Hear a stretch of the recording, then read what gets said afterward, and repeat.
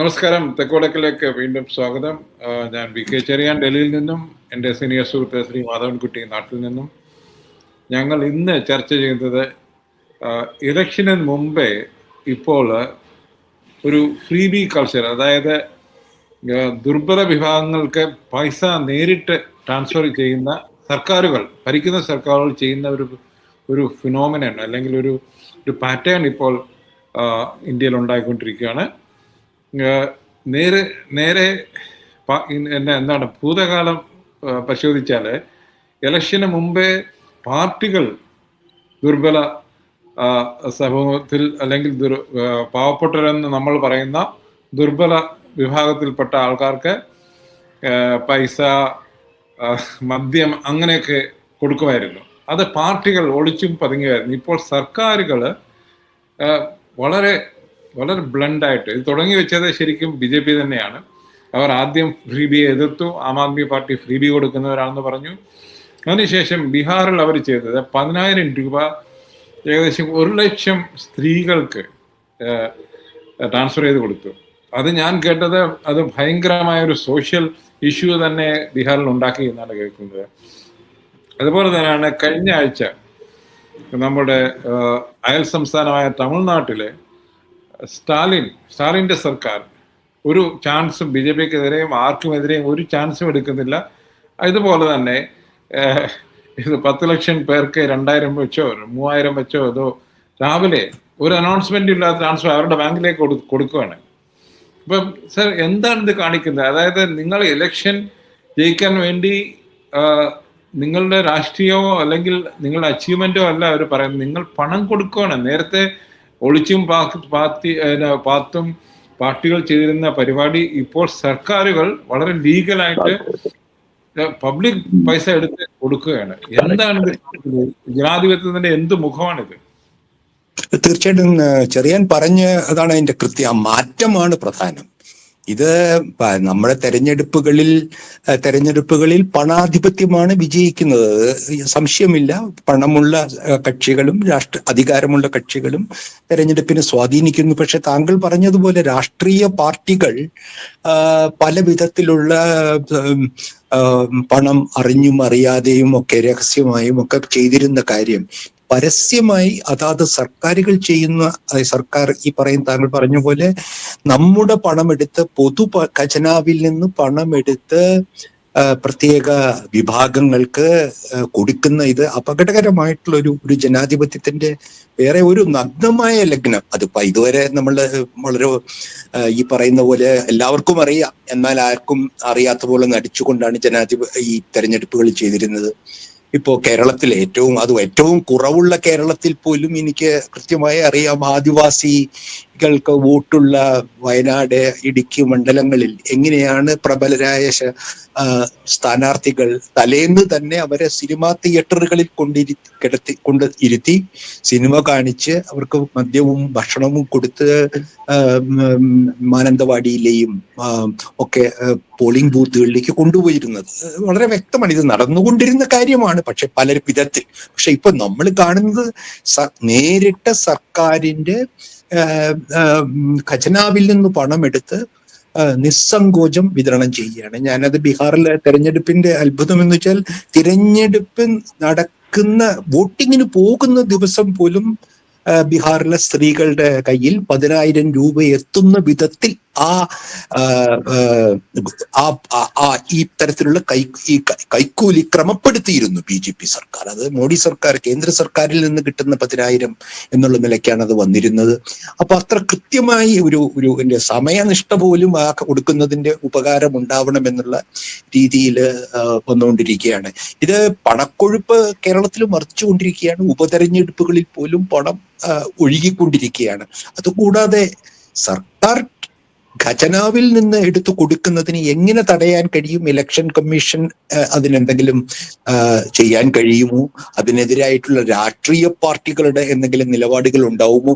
ഇത് സ്റ്റാലിന്റെ കാര്യത്തിൽ ഒരു എലിമെന്റ് ഓഫ് സർപ്രൈസ്, അതും ചെറിയാൻ സൂചിപ്പിച്ചതുപോലെ ഓർക്കാപ്പുറത്ത് അതാ വലിയ വിജയമായി ഇവിടെ അവതരിപ്പിക്കപ്പെടുന്നത്. ഞങ്ങൾ ആരും പ്രതീക്ഷിക്കാതെ ഇരിക്കുമ്പോഴാണ് 5,000 രൂപയോ മറ്റോ ഓരോ സ്ത്രീകളിലും എത്തുന്നത്. അപ്പൊ അത്തരത്തിലൊരു മിടുക്ക് ഇത് അതുപോലും കണ്ടുപിടിക്കും. ഇത്രയും സർക്കാരിന്റെ പൈസ എടുത്ത് ചിലവാക്കുന്നതിൽ ഒരു മിടുക്ക് പോലും പ്രകടിപ്പിക്കുകയാണ്. ഇത് നിങ്ങൾ അറിയുന്നതിന് മുൻപ് തന്നെ നിങ്ങൾ സർപ്രൈസ് ഗിഫ്റ്റ് അത്തരത്തിലുള്ള രീതിയിൽ. അപ്പൊ ഇത് ജനാധിപത്യത്തിന്റെ അല്ലെങ്കിൽ ജനാധിപത്യവും തെരഞ്ഞെടുപ്പുകളും ഇന്ത്യയിൽ പ്രത്യേകിച്ച് BJP സർക്കാർ ഭരിക്കുന്ന 10 കൊല്ലമായി ക്രമേണ അതിന്റെ ജനാധിപത്യ സ്വഭാവം നഷ്ടപ്പെട്ടുകൊണ്ടിരിക്കുകയാണ്. ഇലക്ഷൻ കമ്മീഷൻ പോലും ഒരു പാവ സ്ഥാപനമായി മാറിക്കൊണ്ടിരിക്കുകയാണ്.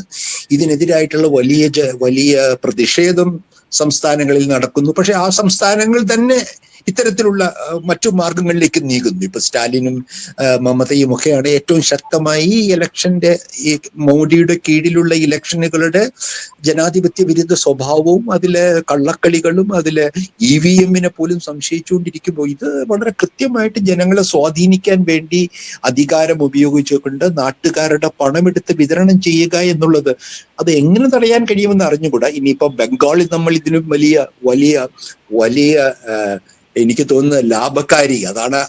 ആദ്യം BJP ആദ്യം ഇതിനെ വിമർശിച്ചിരുന്ന സമയത്ത് ഉപയോഗിച്ചിരുന്നത് ഇത്തരത്തിന് ആർക്കൊക്കെയാണല്ലോ ഗുണഭോക്താവ് രാഷ്ട്രീയം.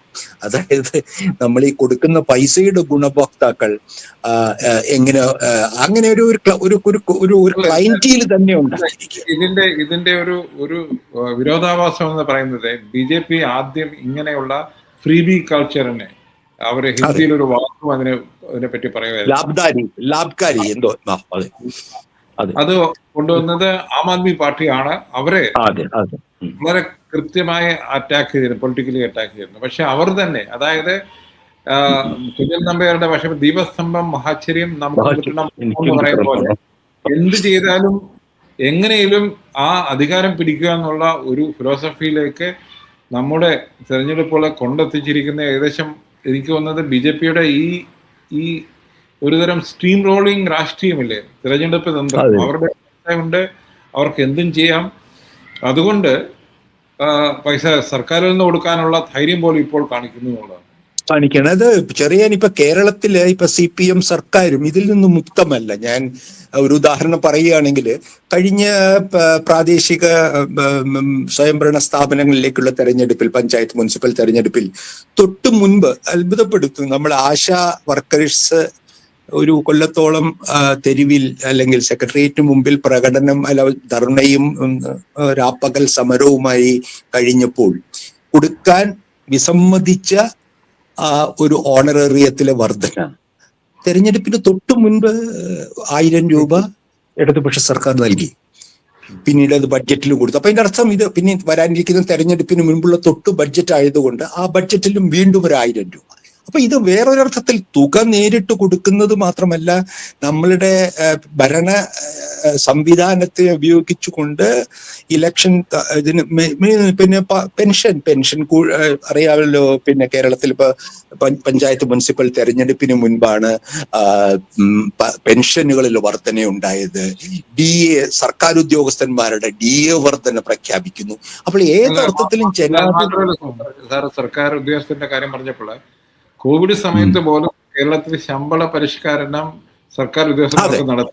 അപ്പൊ ഞാൻ അതിനെപ്പറ്റി ഫേസ്ബുക്കിൽ എഴുതിയപ്പോൾ പല സർക്കാർ ഉദ്യോഗസ്ഥന്മാരെ ത്രട്ടൺ ചെയ്തു, നിങ്ങൾ നാട്ടിൽ വരുമെന്നൊക്കെ പറഞ്ഞു. ഞാൻ വേറൊന്നുമല്ല, ലോകത്തിലെ ഒരു സർക്കാർ മാത്രമല്ല ഒരു പ്രൈവറ്റ് കമ്പനി പോലും കോവിഡ് സമയം കഴിഞ്ഞ ആ വർഷം അത് ശരിയാണ്. അവരൊരു വരേണ്യ വർഗമാണ് കേരളത്തിലെ സർക്കാർ ഉദ്യോഗസ്ഥന്മാർ ഒരു വരേണ്യ മധ്യവർഗമല്ല, അവർ അപ്പർ മിഡിൽ ക്ലാസ് ആയിരിക്കുന്നു. ഞാൻ തുറന്നു പറയുകയാണ്. എന്താണ് ഇപ്പൊ തിരുവനന്തപുരം പോലെ ഒരു നഗരത്തിൽ എങ്ങനെയാണ് പണം കമ്പോളത്തിലേക്ക് വരുന്നത്? ഒരു വലിയ വിഭാഗം ആ കമ്പോളത്തെ ഇന്ന് നിലനിർത്തുന്നത് മധ്യവർഗ അല്ലെങ്കിൽ ഉപരി മധ്യവർഗത്തിൽപ്പെട്ട സർക്കാർ ഉദ്യോഗസ്ഥന്മാരുടെ കയ്യിലെത്തുന്ന ശമ്പളവും മറ്റ് ആനുകൂല്യങ്ങളുമായി കയ്യിലെത്തുന്ന പൈസയാണ്. ഇതിന് പെൻഷൻ തുക അതുമാത്രമാണ്. ഇതിപ്പോ കേരളത്തിലെ അതുകൊണ്ട് തന്നെ അതുമായിട്ടൊരു ബന്ധമുണ്ട്. കാരണം തെരഞ്ഞെടുപ്പ് യന്ത്രം ചലിപ്പിക്കുന്നത് ഈ സർക്കാർ ഉദ്യോഗസ്ഥന്മാരാണ്. അതുകൊണ്ട് സർക്കാർ ഉദ്യോഗസ്ഥന്മാരുടെ യൂണിയനുകളിൽ രാഷ്ട്രീയ പാർട്ടികൾക്ക് സജീവ താല്പര്യമുണ്ട്. അവർ മധ്യവർഗമാണോ അവർ തൊഴിലാളി വർഗമാണോ എന്നുള്ള പ്രശ്നം നമ്മളെ പോലെയുള്ള ആളുകൾക്കേ ഉള്ളൂ. അവരെ സംബന്ധിച്ചിടത്തോളം ഇതിനെ നിലനിർത്തുക, ഇവരെ സംതൃപ്തരായി നിലനിർത്തുക എന്നുള്ളത് ഒരു രാഷ്ട്രീയ ആവശ്യമാണ് അവരുടെ. അപ്പൊ അതാണ് നമ്മൾ കണ്ടുകൊണ്ടിരിക്കുന്നത്. വലിയ തുകകളാണ് ഓരോരുത്തർക്കും ഓരോ മാസവും ഒരു ഒരു ഇതായിട്ട് കിട്ടുന്നത്. നമ്മൾ ഇതേപോലെ തന്നെ UGC അധ്യാപകരുടെ തുക, കയ്യിൽ വരുന്ന തുക, അവരുടെ പെൻഷൻ തുക.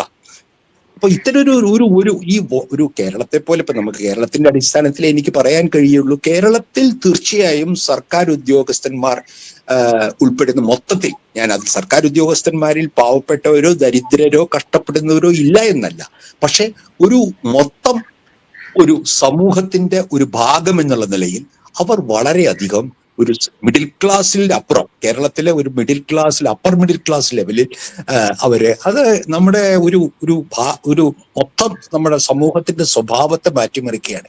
ഏറ്റവും ഇത് വേറൊരു കാര്യം, എന്നാൽ ഏതെങ്കിലും തൊഴിലാളി സമരത്തിൽ ഇവർ തൊഴിലാളികളാണോ അല്ലോ എന്നുള്ളതല്ല, ഏറ്റവും അധികം ഇവർ ആശ്രയിക്കുന്നതും ബന്ദ് വിജയിപ്പിക്കുന്നതിനും തൊഴിൽ സമരം വിജയിപ്പിക്കുന്നവർ ആശ്രയിക്കുന്ന ഈ സർക്കാരിനെ സ്തംഭിപ്പിച്ചുകൊണ്ടാണല്ലേ.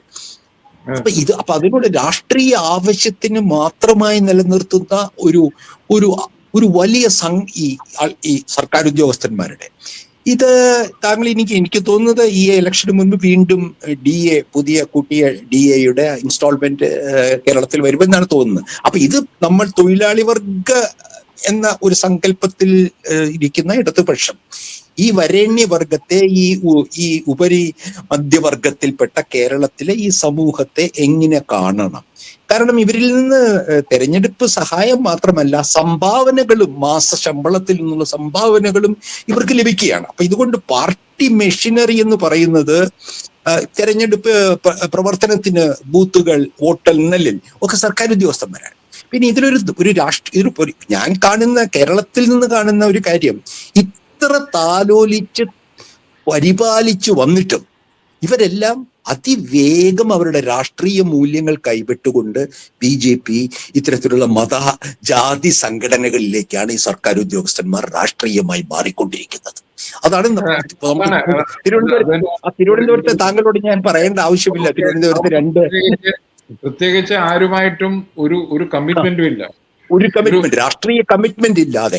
അതിപ്പോ തിരുവനന്തപുരം നഗരത്തില് താങ്കൾ സെക്രട്ടേറിയറ്റും ഈ നേമം, വട്ടിയൂർക്കാവ് ഭാഗങ്ങളിലത്തെ വോട്ടിന്റെ ഒരു പരിശോധന നടത്തിയാൽ ഞാൻ ഈ പറയുന്നത് ശരിയാണെന്ന് വ്യക്തമാവും. വൻതോതിലാണ് വലതുപക്ഷത്തേക്ക് ഈ ഇടതുപക്ഷ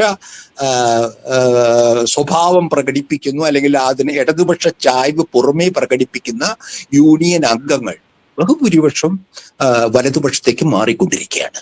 അപ്പൊ ഇത് പുനർചിന്തിക്കേണ്ട ഒരു കാര്യമാണ്. നമ്മൾ എങ്ങനെയാണ് ഈ വിഭാഗത്തെ എങ്ങനെയാണ് ഒരു പുരോഗമന ജനാധിപത്യ സർക്കാർ ഇനി അങ്ങ് കൈകാര്യം ചെയ്യേണ്ടത്? അത് താങ്കൾ ആദ്യം പറയുന്ന പോലെ ഈ നേരിട്ട് പണം കൊടുക്കൽ, ഇത് തുടർച്ചയായിട്ടുള്ളതാണ്. താങ്കൾ കോവിഡ് കാലത്ത് പറഞ്ഞതിൽ അതാണല്ലോ അതിന്റെ ഏറ്റവും വലിയ ഒരു ഉദാഹരണം. കോവിഡ് കാലത്ത് നമ്മൾ വെറും സഹായം അഭ്യർത്ഥിച്ചുകൊണ്ട് രോഗികൾ വീടുകളിൽ കഴിയുമ്പോൾ പോലും ജോലി ചെയ്യാതെ തന്നെ സർക്കാർ ഉദ്യോഗസ്ഥന്മാർക്ക് ശമ്പള പരിഷ്കരണം ഉണ്ടാവും. അത് കേരളത്തിലെ ഒരു കാര്യത്തില് ഈ മധ്യവർഗത്തെ ഊട്ടിയുള്ള നമ്മൾ ചെയ്യണോ എന്നുള്ളത് അത് സമ്മതിക്കുന്നു സാർ. ബീഹാറിലാണെങ്കിൽ സെൻട്രൽ ഗവൺമെന്റ് ആണ് പൈസ കൊടുത്തിരിക്കുന്നത്. ബീഹാർ സർക്കാരിന് അങ്ങനെ ചെയ്യാനുള്ള അവരുടെ എക്കണോമി അനുവദിക്കുന്നില്ല. തമിഴ്നാട് ഇന്ത്യയിലെ ഏറ്റവും സമ്പദ് വ്യവസ്ഥയിലെ ഏറ്റവും മുന്നിൽ നിൽക്കുന്ന ഒരു സംസ്ഥാനമാണ്. അവർക്ക് കൊടുക്കാനുള്ള പൈസയുണ്ട്. കേരളത്തിൽ വരുമ്പോൾ ഇതേ സംഗതി, കേരളത്തിലെ ഇന്ന് എല്ലാ കണക്കുകളും പറയുന്നത് കേരളത്തിന്റെ വരുമാനത്തിന്റെ ഏകദേശം 60% സാലറി കൊടുക്കാൻ വേണ്ടിയാണ് സർക്കാർ വിനിയോഗിക്കുന്നത്. ഡെവലപ്മെന്റ് വർക്കിന് വേണ്ടി സെൻട്രലിനോടും കടമെടുക്കുക എന്നുള്ളൊരു കിഫ്ബി എന്താണ്? കടമെടുപ്പാണ്. അപ്പൊ ഈ ഒരു സിറ്റുവേഷനിലേക്ക് ഇത് എനിക്ക് തോന്നുന്നത് ഒരു സാമ്പത്തിക അരാജകത്വത്തിലേക്ക് ഈ രാജ്യത്തെ മൊത്തം കൊണ്ടുപോകുന്ന ഒരു പ്രവണതയല്ല ഈ ഫ്രീ ബി കൾച്ചർ. അത് സർക്കാർ ഉദ്യോഗസ്ഥന്മാർക്ക് വേണ്ടിയാണെങ്കിലും വോട്ടർമാർക്ക് വേണ്ടിയാണെങ്കിലും. അതെ, നമ്മളുടെ ഈ പറയുന്ന പോലെ സാമൂഹ്യ പെൻഷൻ കൃത്യമായി ടാർഗറ്റ് ചെയ്ത് എത്തുകയാണോ, അത് സാമൂഹ്യ ക്ഷേമ പെൻഷൻ പോലെ അല്ലല്ലോ സർക്കാർ ഉദ്യോഗസ്ഥന്മാരുടെ ശമ്പള വർധന. അതിന് ന്യായീകരണം വീണ്ടും വീണ്ടും അവർക്കത് കൊടുത്തുകൊണ്ടിരിക്കുക എന്ന് പറഞ്ഞാൽ, അതുമാത്രമല്ല ഈ മാറ്റത്തെ വല്ലാതെ ചെറുക്കുന്ന ഒരു മധ്യവർഗമാണിവർ. കാരണം ഇപ്പോൾ മുഖ്യമന്ത്രി പിണറായി വിജയൻ തന്നെ നിരവധി തവണ, എനിക്ക് തോന്നുന്നു ആദ്യത്തെ അദ്ദേഹത്തിന്റെ മന്ത്രിസഭയുടെ കാലം മുതൽ പറയുന്നതാണ്, ഈ സർക്കാർ സർവീസിലുള്ള ആളുകളുടെ ഫയലുകളിൽ ഒരു ജീവിതമാണ് തുടങ്ങിയ കാര്യങ്ങൾ പറയുന്നതാണ്. പക്ഷേ ഫലത്തിൽ ഇപ്പോഴും റവന്യൂ, ഇപ്പൊ ഉദാഹരണം പറയാം, റവന്യൂ വകുപ്പ് കേരളത്തിൽ ഈ ഭൂമിയുടെ തരം മാറ്റം എന്ന ഒരു പ്രശ്നം കേരളത്തിലെ അങ്ങോളം ഇങ്ങോളമുള്ള സാധാരണ ജനങ്ങളെ ബാധിച്ചുകൊണ്ടിരിക്കുന്ന പ്രശ്നം ഇപ്പോഴും പരിഹരിക്കാനായിട്ട് റവന്യൂ സർക്കിന് കഴിഞ്ഞിട്ടില്ല. പിന്നെ ഒരു കാര്യം കൂടി ചെറിയാൻ ചിലപ്പോൾ താങ്കൾ ആ ശ്രദ്ധയിലുണ്ടാവില്ല, നിരവധി സർക്കാർ സേവനങ്ങൾ ഇപ്പോൾ അക്ഷയ വഴിയാണ് നടക്കുന്നത്, ഇല്ലേ? നിരവധി കാര്യങ്ങൾക്ക് സർക്കാർ ഉദ്യോഗസ്ഥന്മാർക്ക് ഇവിടെ ചെയ്തിരുന്ന ജോലി ഇന്ന് അക്ഷയയാണ് ചെയ്യുന്നത്. അപ്പോൾ അവർക്ക് തീർച്ചയായിട്ടും അവരുടെ ജോലി ഭാരത്തിൽ കുറയുന്നില്ലേ? ആ ജോലി ഭാരത്തിൽ കുറയുമ്പോൾ നിങ്ങളുടെ എഫിഷ്യൻസിയും നിങ്ങളുടെ പ്രൊഡക്ടിവിറ്റിയും കൂടണ്ടേ നാച്ചുറലായിട്ട്? ജനങ്ങൾക്ക് സേവനങ്ങൾ സംസാരിക്കുന്നില്ല. കാരണം എന്ന് വെച്ചാൽ അവർക്ക് വെസ്റ്റഡ് ഇൻട്രസ്റ്റ് ആണ് ഇത് നിലനിർത്തുന്നതിന് രണ്ട് തരത്തില്. പിന്നെ നമ്മുടെ രാഷ്ട്രീയ നേതാക്കൾക്ക് ഈ പ്രത്യേകിച്ച് സെക്രട്ടേറിയറ്റിലെയും സർക്കാർ ഉദ്യോഗസ്ഥന്മാരുടെ ഇടയിൽ അവരെ ബുദ്ധിമുട്ടിക്കുന്നതിനുള്ള വിഷമങ്ങളിൽ മറ്റൊന്ന് അവരുടെ രാഷ്ട്രീയമില്ലായ്മയാണ്. സ്വന്തം രാഷ്ട്രീയ ഉത്തമ ബോധ്യത്തിൽ നടത്താൻ കഴിഞ്ഞാൽ നടത്തിപ്പിക്കേണ്ട കാര്യങ്ങൾക്ക് പോലും ഇവർ സ്റ്റാഫിനെ, ഈ സർക്കാർ ഉദ്യോഗസ്ഥന്മാരെ ആശ്രയിക്കുകയാണ്. താങ്കൾ തിരിച്ചറിഞ്ഞാൽ മനസ്സിലാക്കും, മന്ത്രിമാരുടെ പേഴ്സണൽ സ്റ്റാഫിൽ ആരെയാണ് എടുക്കുന്നത്? ആദ്യം എടുക്കുന്നത് സർക്കാർ ഉദ്യോഗസ്ഥന്മാരെയാണ്. എന്താണ് കാരണം? ഇതിലെ ചരട് വലിക്കുന്നത് ഇവരാണെന്ന് രാഷ്ട്രീയ നേതൃത്വത്തിന് അറിയാം. തങ്ങളെ കൊണ്ട് മാത്രം ഇത് ചലിപ്പിക്കാൻ കഴിയുകയില്ല എന്നറിയാം. ഈ യന്ത്രത്തിന്റെ ഗതിവിഗതികൾ അറിയുന്ന ആളുകളെയാണ് തങ്ങൾ കൂടെ നിർത്തേണ്ടതെന്നറിയാം. ഇത് വലിയ ഒരു പ്രശ്നമാണ്. കേരളത്തിനെ പോലെ ഒരു വികസനത്തിന്റെ ഒരു പ്രത്യേക ഒരു ഘട്ടത്തിൽ എത്തി നിൽക്കുന്നിടത്ത് ഇത് എങ്ങനെ മുന്നോട്ട് കൊണ്ടുപോകാൻ കഴിയും? അത് ഇപ്പൊ LDF ആയാലും UDF ആയാലും അതിൽ നിന്ന് സ്വതന്ത്രമായ ഒരു രാഷ്ട്രീയ നേതൃത്വം, സർക്കാർ യന്ത്രത്തിൽ ആശ്രിത അല്ലാത്ത ഒരു സംവിധാനം കേരളത്തിൽ വരണമെന്നാണ് എന്റെ അഭിപ്രായം. താങ്കൾ ഈ പറയുന്ന പുതിയ ഇടപാടുകൾ, ഈ വെറും പണ്ടൊക്കെ റെയിൽവേ ബഡ്ജറ്റിന് മുൻപ്, തെരഞ്ഞെടുപ്പിന് മുൻപ് പുതിയ റെയിൽവേ ലൈനുകൾ പ്രഖ്യാപിക്കും. ഇനി വേറൊന്ന് വരാനിരിക്കുന്നു. കാരണം ഞാനിപ്പോ ഉദ്ദേശിക്കുന്നത്, ഇത്തവണത്തെ ബഡ്ജറ്റിൽ കേരളത്തിന് കാര്യമായ പദ്ധതികളില്ല എന്ന് പരക്കെ ഒരു വിമർശനം ഉണ്ടായപ്പോൾ ഇപ്പൊ മോഡി വരുന്നുണ്ട്. മോഡി വീണ്ടും അടുത്ത ഒരു മാസത്തിനകം വീണ്ടും കേരളത്തിൽ എത്തുകയാണ്. തെരഞ്ഞെടുപ്പ് പ്രഖ്യാപിച്ചു തുടങ്ങി. അദ്ദേഹം വൻ പദ്ധതികൾ, വലിയ പദ്ധതികളാണ് കേരളത്തിൽ പ്രഖ്യാപിക്കുന്നത്. തീർച്ചയായിട്ടും അനൗൺസ് ചെയ്യും. ഇപ്പൊ ആസാമിൽ പോയി ഇന്നലെ എന്താണ് റോഡ് പണ്ട് പറഞ്ഞ റോഡിൽ വിമാനം ഇറക്കി, കുറെ IIM അങ്ങനെ കുറെ സംഗതികളൊക്കെ അനൗൺസ് ചെയ്ത പോലെ. അതുമല്ല, ഒരു അത്ഭുത പദ്ധതി അദ്ദേഹം ബ്രഹ്മപുത്രയ്ക്ക് കീഴിലൂടെയുള്ള underground tunnel cum railway, road cum railway 330 kilometre ഭൂമിക്കടിയിൽ, നദിക്കടിയിലൂടെയിട്ട ടണലാണ് അദ്ദേഹം പ്രഖ്യാപിച്ചിരിക്കുന്നത്. അപ്പൊ ഇതൊക്കെ പ്രായോഗികമായേക്കാം. ഒരുപാട് ഇപ്പോഴും പ്രായോഗികമല്ലാത്ത, ഇതുവരെ നടക്കാൻ കഴിയാത്ത ബോംബെ അഹമ്മദാബാദ് ബുള്ളറ്റ് ട്രെയിൻ അദ്ദേഹം 10 വർഷം മുൻപ് പ്രഖ്യാപിച്ചതാണ്. ജപ്പാനിൽ പോയി അതിന്റെ സാങ്കേതിക വിദ്യയും അതിന്റെ സാമ്പത്തിക ഇടപാടുകളും ഒക്കെ ചെയ്തതാണ്. ഇപ്പോഴും അഹമ്മദാബാദ് മുംബൈ 10 വർഷത്തിന് ശേഷവും അത് എവിടെയും എത്തിയിട്ടില്ല. അപ്പൊ ഇത്തരത്തിലുള്ള വൻ പ്രഖ്യാപനങ്ങളും അതിനു വേണ്ടിയുള്ള നീക്കിയിരിപ്പും ഒക്കെ എങ്ങനെയാണ് നമ്മുടെ സമ്പദ് വ്യവസ്ഥയെ ബാധിക്കുന്നത് എന്ന് നമ്മൾ ഇനി കണ്ടറിയണം. മമതാ ബാനർജി മുട്ടും പുറകോട്ട് പോകാൻ വഴിയില്ല. എന്റെ അഭിപ്രായത്തിൽ അവരും വളരെ പോപ്പുലിസ്റ്റ് ആയിട്ടുള്ള ഈ ജനപ്രിയതയ്ക്ക് പെട്ടെന്ന് തിരിച്ചറിയുന്ന ഒരു മുഖ്യമന്ത്രിയാണ്. അപ്പൊ അതും മോഡിക്കൊപ്പം ഇത് നമ്മളെ കൺക്ലൂഷനായിട്ട്, കാരണം ഇത് എന്ത് വില കൊടുത്തും ഇലക്ഷൻ ജയിക്കുക എന്നുള്ളൊരു തന്ത്രം BJP കൊണ്ടുവന്ന് കഴിഞ്ഞു. അതിനെ തടയിടാൻ ബാക്കി ചെറു പാർട്ടികൾക്ക് ഇങ്ങനെയൊക്കെ അല്ലാതെ വേറൊരു മാർഗവുമില്ല എന്ന രീതിയിലേക്ക് പോയിക്കൊണ്ടിരിക്കുകയാണ്. പക്ഷെ അതുകൊണ്ട് സാധിക്കില്ല എന്നാണ് എനിക്ക്. BJPയുടെ അത്ര പണം ഇറക്കാൻ ഒരു പ്രാദേശിക പാർട്ടിക്കും ഒരു പ്രതിപക്ഷ പാർട്ടിക്കും കഴിയില്ല. ഈ കളിയിൽ അവരെ തോൽപ്പിക്കാൻ കഴിയുകയില്ല എന്ന എന്ന തിരിച്ചറിവെങ്കിലും ഇന്ത്യയിലെ പ്രതിപക്ഷ പാർട്ടികൾക്കും പ്രാദേശിക പാർട്ടികൾക്കും ഉണ്ടാവണം. BJPയെ പണത്തിന്റെ കളിയിൽ തോൽപ്പിക്കാൻ കഴിയുകയില്ല. കാരണം അവരുടെ ഫണ്ട് എന്ന് പറയുന്നത് അംബാനിയുടെയും അദാനിയുടെയും കോർപ്പറേറ്റ് ഫണ്ടുകളാണ്. അതിന്റെ കണക്കുകളൊക്കെ ഇന്ന് എല്ലാവർക്കും അറിയുന്നതാണ്. അപ്പൊ അതുകൊണ്ട് ഈ സ്റ്റാലിനും മമതാ ബാനർജിയും പിണറായിയും ഒക്കെ ആ പണം കൊടുത്ത് സ്വാധീനിക്കാം തെരഞ്ഞെടുപ്പിനെ എന്ന് കരുതുന്നത് വലിയ മണ്ടത്തരമാണ്. അത് ഒരു ഗുണവും ചെയ്യില്ല. കയ്യിലെ പൈസയും ജനങ്ങളുടെ പൈസയും പോകും. തെരഞ്ഞെടുപ്പ് ജയിക്കണമെന്നുമില്ല. അതാ മനസ്സിലാക്കിയാൽ നല്ലത്. അതായത് ഇത് പൊതുവെ ഒരു ഡെഫീറ്റിസ്റ്റ് ഒരു തീർച്ചയായിട്ടും തീർച്ചയായിട്ടും അതെ വളരെ വളരെ കൃത്യം ആ പരാജയ ബോധത്തിൽ നിന്നാണ് ഇത് BJPയെയും RSSനെയും അധികാരത്തിൽ നിന്ന് ശരിയായ രാഷ്ട്രീയ മൊബിലൈസേഷനിൽ കൂടി താഴത്തിറക്കാൻ കഴിയുകയില്ല എന്ന പരാജയ ബോധത്തിൽ നിന്നാണ് ഇത്തരത്തിലുള്ള ജനപ്രിയ സർക്കാരിന്റെ ഖജനാവിൽ നിന്ന് പണം എടുത്തുകൊണ്ടുള്ള വോട്ട് മേടിക്കാൻ. മറ്റത് വോട്ട് ചോരി എന്ന് നമ്മൾ പറയുന്നു RSSനെയും BJP വോട്ട് ചോരി. ഇത് വോട്ട് ഖരീദിന, നമ്മൾ വോട്ട് മേടിക്കുകയാണ്. അത് ആ കളിയിൽ വിജയിക്കില്ല പ്രതിപക്ഷം. ഇന്ത്യൻ പ്രതിപക്ഷം അവർക്ക് കഷ്ടപ്പെടേണ്ടി തന്നെ വേണ്ടി വരും. ത്യാഗോജ്വലമായ ഒരു സമരത്തിലൂടെ മാത്രമേ BJPയെ അധികാരത്തിൽ നിന്ന് പുറത്താക്കാൻ കഴിയൂ എന്നുള്ളത് വ്യക്തമാണ്. അവിടെയാണ് നമ്മുടെ സമ്പദ് വ്യവസ്ഥ തന്നെ ബാധിക്കുന്ന ഒരു മൂവായിട്ടാണ് എനിക്ക് തോന്നുന്നത്. തീർച്ചയായിട്ടും വേഗം എല്ലാ പൊളിറ്റിക്കൽ പാർട്ടീസും ഇതല്ല സൊല്യൂഷൻ എന്ന് മനസ്സിലാക്കിയാൽ, കാരണം ഇത് തന്നെ ഈ BJP. Thank you.